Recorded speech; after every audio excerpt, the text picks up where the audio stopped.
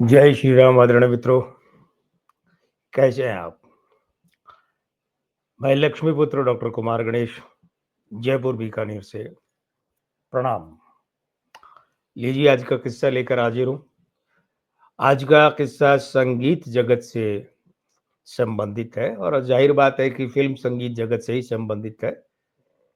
तो किस्सा आरंभ करने से पहले आज के किस्से का पहले का हिस्सा, बातचीत का पहले का हिस्सा कि अगर ये चैनल अभी भी आपने सब्सक्राइब नहीं किया है तो कर लीजिए। बेल आइकन दबा दीजिए जिससे कि आपको सबसे पहले इन वीडियो के सूचक मिल सकें, इनकी सूचनाएँ मिल सकें और आप देख सकें। आप में से कुछ मित्रों की ये बात कहनी है कि भई बीच में आप कुछ एक बार लाइव आए थे किस्से लेकर, तो अब कभी फिर लाइव आइए। बिल्कुल, कभी अगर ऐसी उपयुक्तता रही और ऐसा समीचीन लगा, तो निश्चित रूप से मैं आपके सामने किस्से लाइव लेकर भी आऊँगा। लेकिन वो कभी-कभार की बात कभी हुई तो होगी, अन्यथा नियमित रूप से तो ऐसे वीडियो के रूप में ही किस्से आपके सामने रखूँगा। आज का किस्सा यूँ है कि देखिए आर.डी. बर्मन बहुत बड़ा नाम था। ये बात और है कि हम किसी भी फ़िल्म संगीतकार के बारे में बात करेंगे तो कमियाँ हर जगह मिलती हैं, क्योंकि प्रभु के अतिरिक्त कोई भी परफेक्ट तो है ही नहीं। परफेक्शन एक धोखा है और कुछ नहीं है, क्योंकि परफेक्शन जैसा कुछ होता नहीं है। हाँ, उसके लिए कोशिशें की जा सकती है, तो आर.डी. बर्मन के यहाँ भी बहुत से ऐसे गाने मिलेंगे, कुछ नहीं अनेक गाने मिलेंगे जो पाश्चात्य धुनों से, विदेशी धुनों से ठीक-ठीक नकल किए गए हैं, ठीक-ठीक नकल। कुछ ऐसे गाने मिलेंगे जहाँ प्रेरणा भाव कह सकते हैं, ठीक-ठीक नकल तो नहीं लेकिन वहाँ से आधार भूमि ली गई है। लेकिन ये बात भी सच है कि आर.डी. बर्मन की अपनी मौलिकता भी बड़ी थी। हालाँकि जहाँ तक मेरा निजी सवाल है तो मैं स हिंदी सिनेमा के सबसे बड़े संगीतकार के रूप में नाम लेता हूँ लक्ष्मीकांत प्यारेलाल का और उनके बाद लेता हूँ शंकर जयकिशन का। मेरी निजी जो पसंद है उसके अपने कारण भी है क्योंकि मैं फ़िल्म संगीत का विशेषज्ञ हूँ, तो मैं उस नाते भी बात कर रहा हूँ।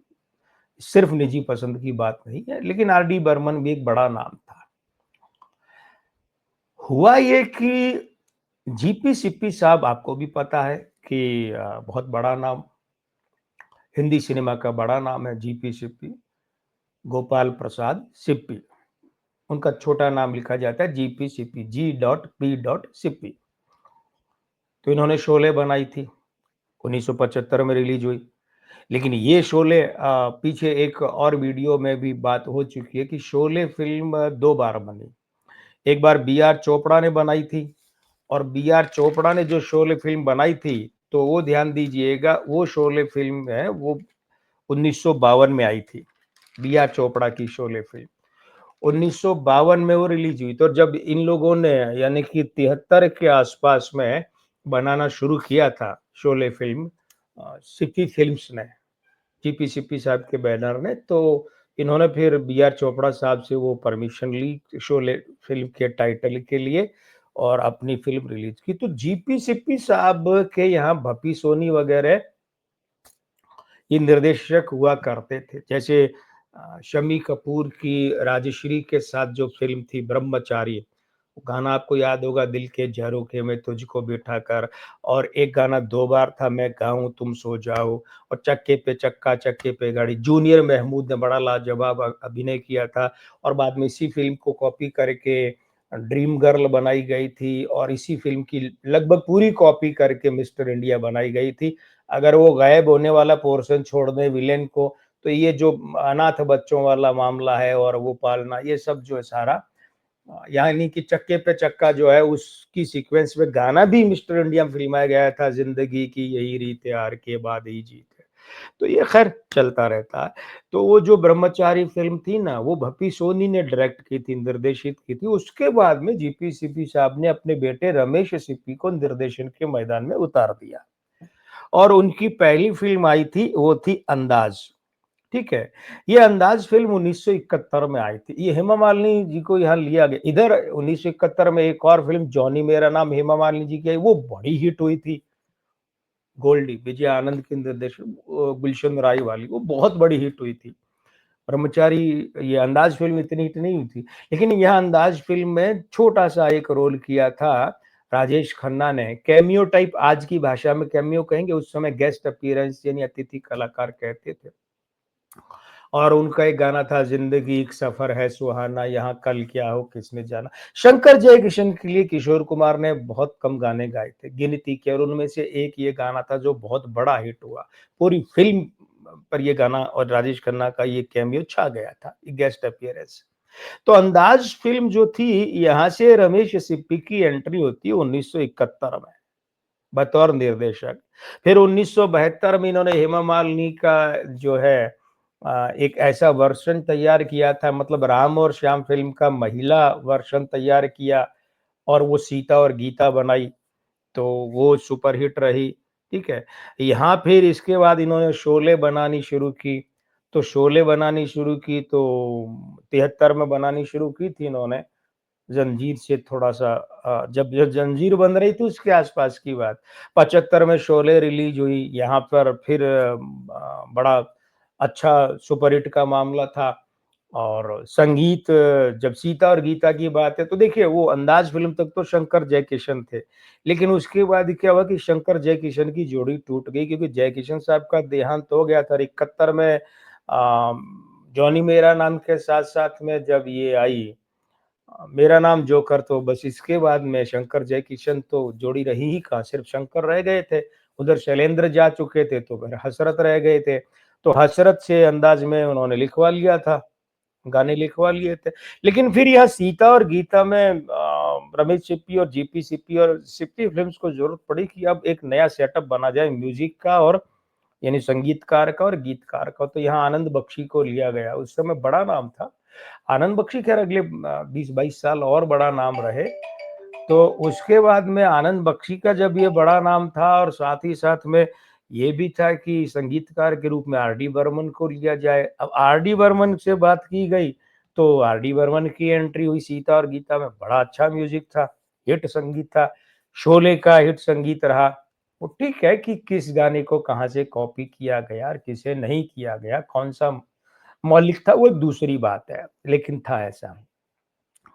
फिर उसके बाद क्या हुआ कि बहुत लंबा गैप आया, शोले से बड़ी फ़िल्म बनाने के चक्कर में रमेश सिप्पी ने शान फ़िल्म बनाई, आंसर टू हेमा मालिनी में मैं इसका ज़िक्र कर चुका हूँ विस्तार से, तो 80 में फिर शान आई।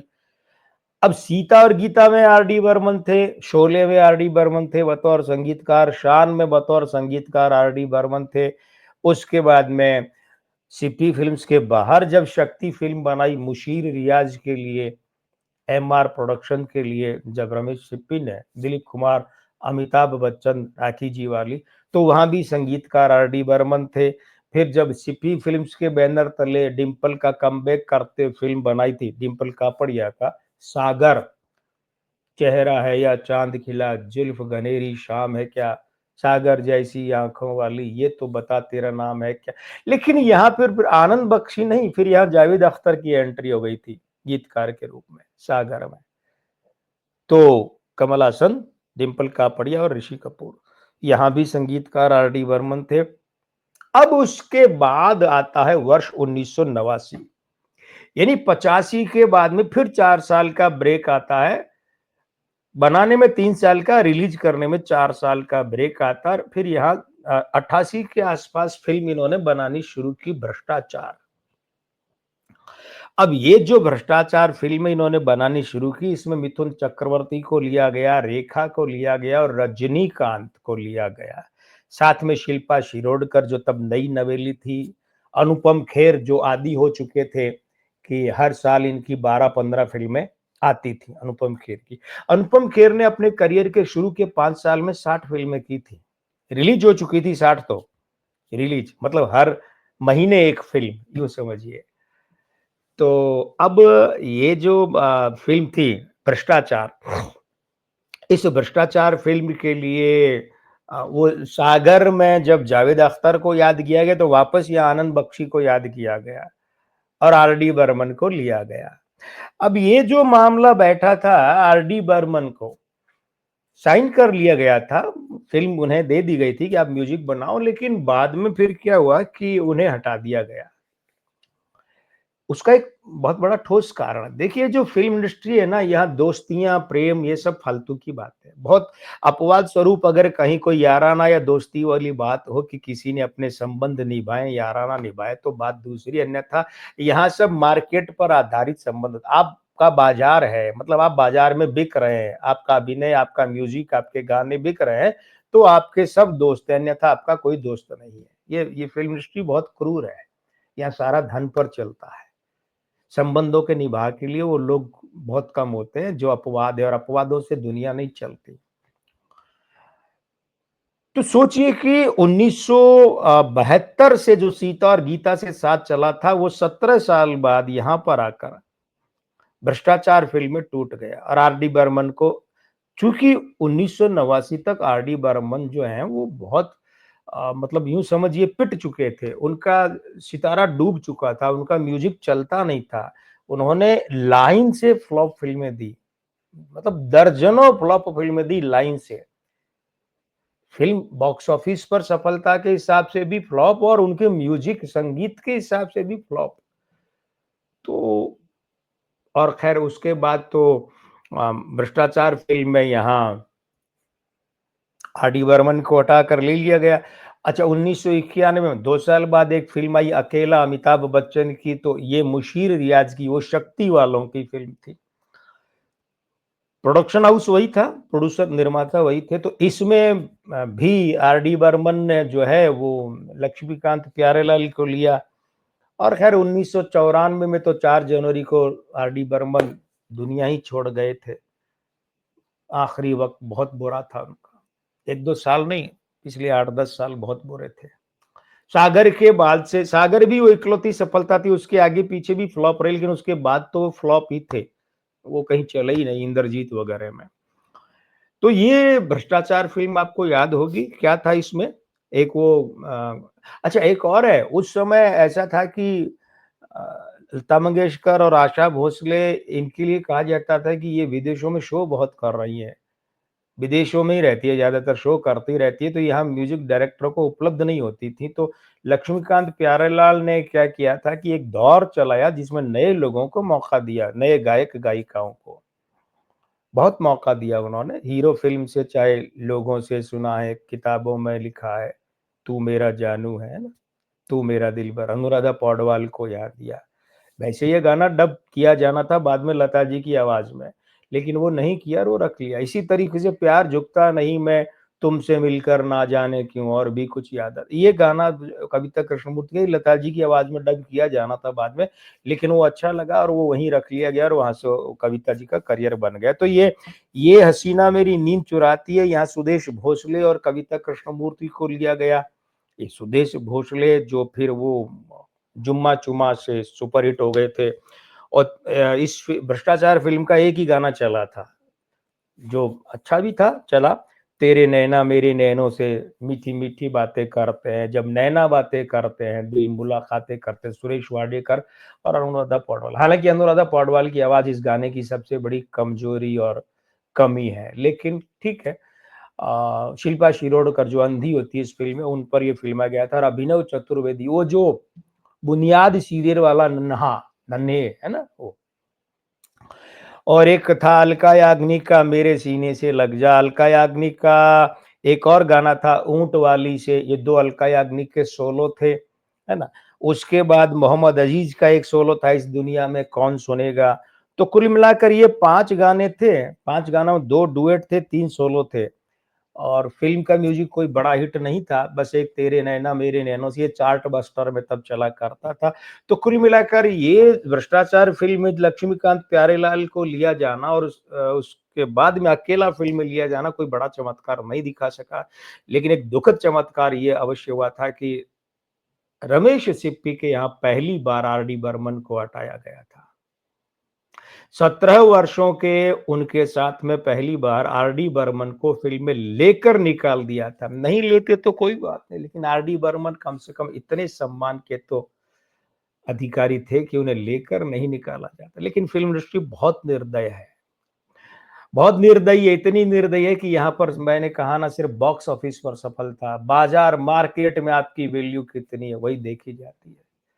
आर डी बर्मन साहब का म्यूजिक तमाम आपत्तियों, तमाम ऐतराजों के बाद भी हिंदी सिनेमा की बहुत बड़ी थाती है, अमूल्य धरोहर है।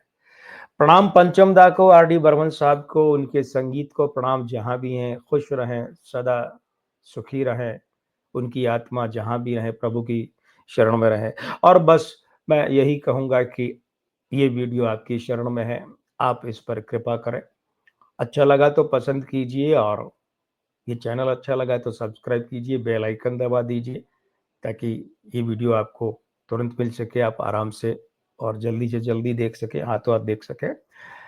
मैं लक्ष्मीपुत्र डॉक्टर कुमार गणेश मिलता हूं अगले वीडियो में अगले किस्से के साथ। प्रणाम।